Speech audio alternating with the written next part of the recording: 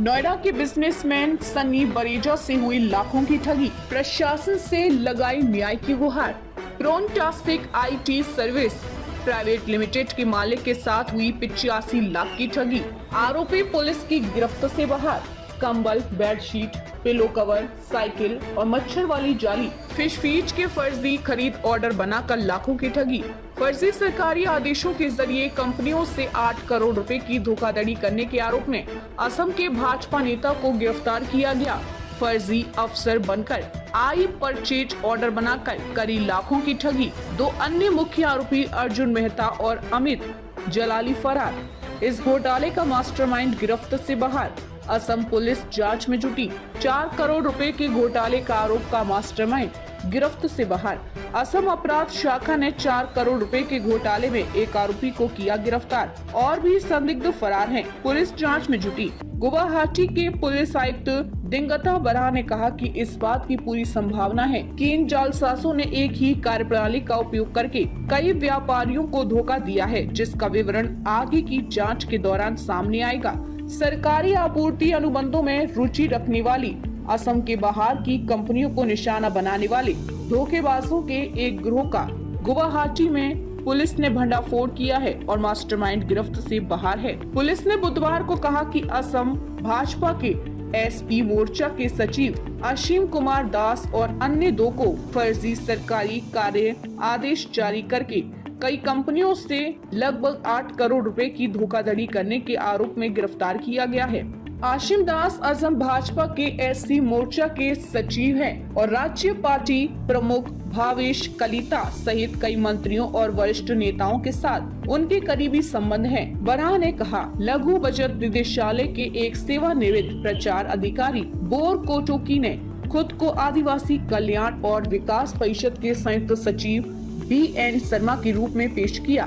निकाय का वास्तविक नाम जनजातीय कार्य विभाग के अंतर्गत आदिवासी विकास परिषद है। मेरा नाम सनी बरेजा है और मैं प्रोनटास्टिक आईटी सर्विसेज प्राइवेट लिमिटेड में एक शेयर होल्डर हूँ। बेसिकली हम लोग आईटी और नॉन आईटी के टेंडर्स जो हैं वो करते हैं। सर, अभी जो हाल ही में एक स्कैम हुआ है जिसमें कहीं ना कहीं आप लोगों को ऐसा लगता है कि ये बहुत गलत है, जिसमें आप लोग भी कहीं ना कहीं प्रताड़ित हैं एक तरह से, इसके बारे में कुछ बताइए। बेसिकली क्या है, इस स्कैम की शुरुआत होती है हमारे एक रिटेनर एम्प्लॉय अमित जलाली से, जिन्होंने हमारे को एक अर्जुन मेहता नामक शख्स से मिलवाया, जो कि एलिज टू बी वो इस स्कैम के मास्टरमाइंड हैं, जो कि पहले खुद मटक काउंसिल के स्कैम में फंस चुके हैं। बेसिकली दोनों ने मिलके हमारे को गुवाहाटी भेजा, जहाँ पे हमारे को ये बोला गया कि एक सप्लाईज़ का बेडशीट, मॉस्किटो नेट्स, ब्लैंकेट्स इस तरीके का टेंडर है लगभग 250 करोड़ का। और वहाँ पे हमारे को जाकिर हुसैन नामक शख्स मिलते हैं, जो कि इस समय आज से 2 दिन पहले ही अरेस्ट हुए हैं। वो लेके गए हमारे को मिनिस्टर्स होम पे, जबकि बाद में हमारे को पता चला कि मिनिस्टर साहब तो घर में थे नहीं। तो उस चीज़ का फ़ायदा उठाते हुए बीजेपी एससी मोर्चा के जो एक्स सेक्रेटरी थे असीम दास, उन्होंने, जो कि बाद में सस्पेंड भी हुए ये स्कैम खुलने के बाद और जो खुद अरेस्टेड हैं, वो और बिरिंची बोरोकोती, जो कि अपने आप को BN शर्मा नामक जॉइंट सेक्रेटरी बोलते थे, और एक उन्होंने भाड़े का कोई PA भी ले रखा था, वो तीनों ने मिल के हमारे को इस टेंडर के बारे में बताया मिनिस्टर्स होम में। उसके बाद हमारे को जाकिर हुसैन द्वारा सेक्रेटेरिएट में लेके जाता है, तो वहाँ पे कोई क्लर्क ने उनको खाली वक्त देख के जो है सेक्रेटेरिएट के अंदर हमारे को कॉन्फ्रेंस हॉल में बिठाया गया, जहाँ पे हमारा परचेज ऑर्डर साइन हुआ और हमारे से 85,40,000 रुपये सिक्योरिटी डिपॉजिट के नाम पे लिए गए, जिसमें से लगभग 80 लाख रुपए AZ वर्टेक्स प्राइवेट लिमिटेड, जो कि अर्जुन मेहता की कंपनी है, उसके अंदर अभी भी डिपॉजिटेड हैं। इस पर्टिकुलर स्कैम के अंदर असीम दास, BN शर्मा, जो जिनका एक्चुअल नेम बिरिंची बोरोकोटी है, देवा प्रकाश भगवती, जिनकी गाड़ी में हमारे को मिनिस्टर्स होम और सेक्रेटेरिएट लेके जाता था क्योंकि वहाँ पे उनका पास बना हुआ था, वो, और साथ साथ में जाकिर हुसैन, निरंजन दास, जो कि ब्रोकर थे, और उनके अलावा 2-3 लोग और भी अरेस्ट हुए हैं लेकिन नोएडा में जो मेन मास्टरमाइंड बैठा हुआ है स्कैम का, अर्जुन मेहता और अमित जलाली, जिन्होंने कन्विंस करके हमारे को गुवाहाटी भेजा था, वो अभी तक भी बाहर हैं और उनके खिलाफ कोई भी एक्शन नहीं लिया जा रहा है। सर, आपको पता कब चला कि आपके साथ स्कैम हुआ है? देखिए, जब हमने वहाँ पे माल सप्लाई करा तो वो जो वेयर हाउस था वो फेक था, तो लगभग तब हमें 80% तक कंफर्म हो गया था कि हमारे साथ स्कैम हो रहा है, क्योंकि एक मछियारे के नाम पे जो है वो वेयर हाउस 3 दिन पहले लिया गया था, जो कि हमने बाद में पता लगा। और AWDC के डिपार्टमेंट में जब सेक्रेटेरिएट के अंदर पता लगवाया ऑर्डर नंबर के नाम पे, क्योंकि हम लोग बार बार पूछा करते थे कि ई टेंडरिंग के थ्रू ऑर्डर्स आते हैं तो आप लोगों के यहाँ फिजिकल टेंडर कैसे निकल रहे हैं, तो उन्होंने बोला कि आदिवासी काउंसिल का है, पिछड़ा हुआ इलाका है, तो इस तरीके की बात करके हमारे को फिजिकल टेंडर के नाम पे ये वाला फेक वर्क ऑर्डर दिया गया। और ये दोनों चीज़ों के बाद हमें पता चला, लेकिन उस समय हमारे पास ज़्यादा एविडेंसेस नहीं थे, तो हमने अपने एविडेंसेस कलेक्ट करे और उसके बाद फिर हमने FIR कुछ दिनों में लॉन्च करी। और मैं धन्यवाद करता हूँ DCP क्राइम का, जिन्होंने तुरंत ही 3 दिन के अंदर सबको अरेस्ट कर लिया। असम में लगभग जितने भी लोग इन्वॉल्व थे, जो कि हमारे साथ ही नहीं, ये स्कैम खाली हमारा नहीं, ये 500 करोड़ से ऊपर का स्कैम है, जिसमें मोरफू एक्सपोर्ट्स, ललित पारेख, मटक काउंसिल में जो एक सबरवाल साहब हैं, ऐसे बतेरे लोगों की ठगी करी गई है 500 करोड़ से ऊपर तक की। कुछ लोग, एक बंदे ने परेशान होकर सुसाइड भी कर लिया है और 2 लोग बिल्कुल पागल हो चुके, क्योंकि उनका सारा का सारा बिजनेस खराब हो चुका है, जो कि हमें पता चला। कितने लोगों को अरेस्ट कर चुकी है अभी तक पुलिस? मेरी जानकारी में लगभग 8 से 9 लोगों को, जो असम में बैठे हुए थे, उनके खिलाफ तुरंत एक्शन हुआ। लेकिन अर्जुन मेहता, जो कि आज भी हमारे को ये बोलते रहते हैं कि आप मेरा कुछ नहीं बिगाड़ सकते, क्योंकि मैंने ऊपर तक लोगों को मैनेज कर रखा है।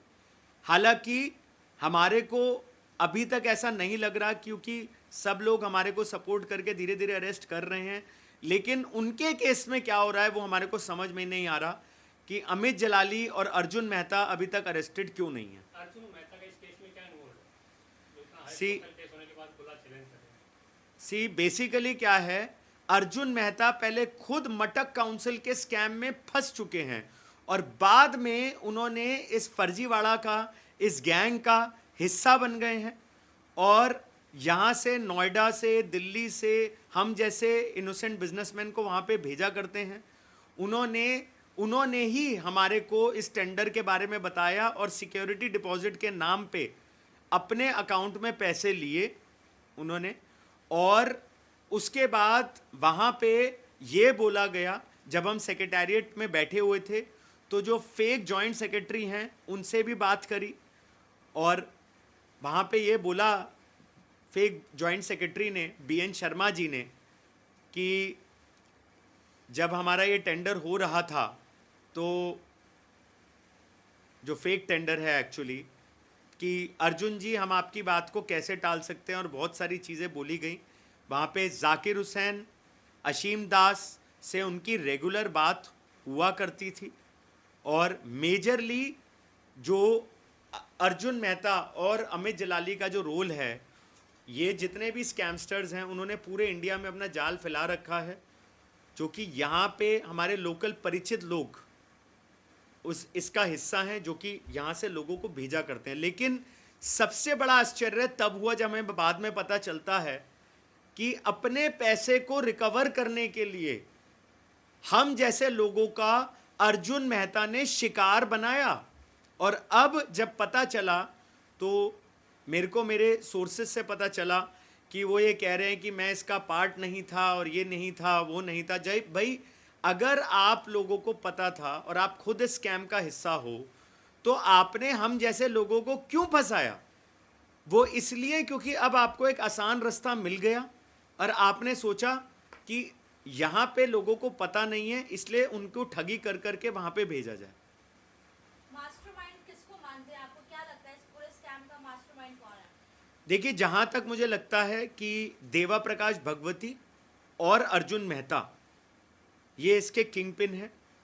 ठीक है, देवा प्रकाश भगवती की गाड़ी में, हालांकि वो सामने बहुत कम आया करते थे, उनकी गाड़ी में हम लोगों को ले जाया जाता था मिनिस्टर्स होम और सेक्रेटेरिएट के अंदर, और इधर से अर्जुन मेहता पूरा का पूरा प्लानिंग करके यहाँ से चीज़ों को मैनेज करते थे। क्या आपके पास कोई एविडेंस है अभी? बिल्कुल, मेरे पास सारे के सारे जो हमारे फेक पीओज जो हमारे को दिए गए हैं, सेक्रेटेरिएट के अंदर जो फेक जॉइंट सेक्रेटरी ने जो परचेज ऑर्डर साइन करा था, उसकी भी मेरे पास फोटोज़ हैं। उसके अलावा ऐसे बहुत सारे एविडेंसेस हैं जिसके अंदर, इवन रीसेंट एविडेंसेस हैं जिसके अंदर अर्जुन मेहता, अमित जलाली जैसे लोगों ने बोला भी है कि हाँ हमसे गलती हो गई है, और असीम दास ने अंदर जाने से पहले बोला भी है कि हाँ हमसे गलती हो गई है, और इस तरीके की ठगी ये लोग बहुतों के साथ कर चुके हैं, जो कि बाद में हमें पता चला। जैसा आपने बताया कि 85 लाख की ठगी आपसे हुई है, तो क्या अभी तक कुछ पैसा रिकवर करवाया अभी तक असम पुलिस ने, या कुछ उम्मीद है आपको कि पैसा मिलेगा आपको वापस?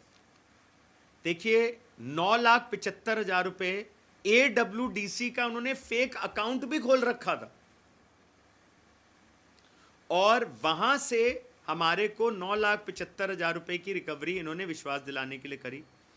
असीम दास के अकाउंट से AS एसोसिएट, जिसके अंदर हमने पैसे जमा भी करवाए थे, वहां से 4,75,000 आए, और उसके अलावा अभी तक कोई रिकवरी नहीं आई है। लेकिन हमारे को पूरा विश्वास है DCP क्राइम पे कि वो जो है तुरंत इस पे एक्शन लेंगे। अभी सिर्फ आश्चर्य यही है कि जो इस क्राइम का एलिज्ड मास्टरमाइंड है अर्जुन मेहता, वो अभी तक क्यों नहीं अरेस्ट हुआ है। बेसिकली तमाम बड़ी गिरफ्तारियां हो चुकी हैं इस केस में, और आखिर दिक्कत कहाँ आ रही है, आप आगे क्या चाहते क्या? मेरा सरकार से, मेरा DCP क्राइम नोएडा से मेरा बार बार मेरा यही निवेदन है कि अर्जुन मेहता और अमित जलाली को तुरंत अरेस्ट करा जाए, ताकि वो लोग इस तरीके की ठगी औरों के साथ ना कर सकें, और हमारा पैसा रिकवर करने में सरकार हमारे को हमारी मदद करे। इस तरीके के जालसाज जो है वो जब तक बाहर रहेंगे तो सोसाइटी के लिए और हम जैसे बिजनेसमैन के लिए गलत ही है, क्योंकि वो औरों के साथ भी ठगी कर सकते हैं। सर, नोएडा पुलिस का हस्तक्षेप अभी तक इस केस में हुआ कि नहीं? देखिए, नोएडा पुलिस को हमने 2 से 3 बार अप्रोच किया, उनको पूरे के पूरे इस मैटर के बारे में पता है। जब भी हम जाते हैं तो वो हमारे को यही बोल के वापस भेज दिया जाता है कि हमारे को असम से कोई इंस्ट्रक्शंस नहीं मिली हैं, और जो अलेज्ड मास्टरमाइंड इसके अर्जुन मेहता हैं, वो बार बार मेरे साथियों को बार बार यही बोलते हैं कि तुम हमारा कुछ नहीं बिगाड़ सकते, हमने ऊपर तक चीज़ें मैनेज कर रखी हैं, जिसकी वजह से अभी तक मेरे को और अमित जलाली को अरेस्ट नहीं करा गया। क्या यही स्टेटमेंट है जो नोएडा पुलिस कोई काम नहीं कर रही है या इसमें इन्वॉल्व नहीं हो रही है? देखिए, पुलिस तो इसमें असम में तो एक्टिवली इन्वॉल्व है, नोएडा पुलिस क्यों इस पे एक्शन स्टार्ट नहीं कर रही है? अपराधी तो कुछ भी बोल सकता है, लेकिन एक्चुअल में क्या चीज़ें हैं वो तो बाद में ही पता लगती हैं। तो इस बारे में मैं कुछ नहीं कहना चाहूँगा, लेकिन अभी भी मेरा दोबारा से निवेदन है DCP साहब से कि वो तुरंत यहाँ पे, जिस तरीके से असम में 3 से 4 दिन के अंदर 9 लोगों का अरेस्ट हो गया, जिसमें कि इवन जो मिनिस्टर साहब थे जिनके घर में ले जाया गया, उनके OSD साहब को भी अरेस्ट कर लिया गया। तो उस तरीके से यहाँ पे जो 2 गैंग के पार्ट हैं उनको भी फटाफट अरेस्ट करा जाए। इस मामले में मैं आपसे बिल्कुल अग्री नहीं करता हूँ, क्योंकि कोई भी बीजेपी का सीनियर ऑफिशियल, मैंने आपको पहले भी बताया कि जब मिनिस्टर्स होम में हमारे को लिया गया तो मिनिस्टर साहब घर में नहीं थे, उस चीज़ का फ़ायदा उठाया गया। सेक्रेटेरिएट के अंदर हमारे को ये सारे फेक लोग जो भी अरेस्ट हुए हैं वो ही मिले, बाकी कोई भी नहीं था। तो ये किसी क्लर्क की जो है साजिश थी, जो इन सारे जालसाज में वो इन्वॉल्व थे, जो कि अब सारे लोग अरेस्ट हो चुके हैं। जहाँ तक चीफ मिनिस्टर्स ऑफिस का सवाल है, जिस दिन ये बात वहाँ तक पहुँची तो मैं आपको बता देता हूँ, जो कलिता जी जो प्रेसिडेंट है स्टेट बीजेपी के, उनका अगले 10 मिनट के अंदर स्टेटमेंट आ गया कि असीम दास को हमने पार्टी से सस्पेंड कर दिया गया है और अगले 24 घंटे के अंदर वो अरेस्ट हो जाएंगे। उसके 48 से 72 घंटे के अंदर अंदर जो ओएसडी साहब जिनकी इन्वॉल्वमेंट पुलिस को लग रही थी वो भी अरेस्ट हो गए। तो डीसीपी साहब ने और चीफ मिनिस्टर्स ऑफिस ने हमारे को वहाँ पे बहुत ज़्यादा सपोर्ट किया। हमारा सिर्फ यही निवेदन है कि जो अपराधी यहाँ पे खुले घूम रहे हैं और हमारे को ये डर है कि वो हमारे साथ साथ औरों की ठगी भी कर सकते हैं, उनको फटाफट अरेस्ट करा जाए। को फटाफट अरेस्ट होने के साथ साथ हमारे जो पैसे हैं उसकी भी रिकवरी सरकार करवाए। हालांकि अर्जुन मेहता का अकाउंट तो फ्रीज हो गया है, लेकिन अरेस्ट क्यों नहीं हो रहा वो एक बहुत बड़ा क्वेश्चन मार्क है।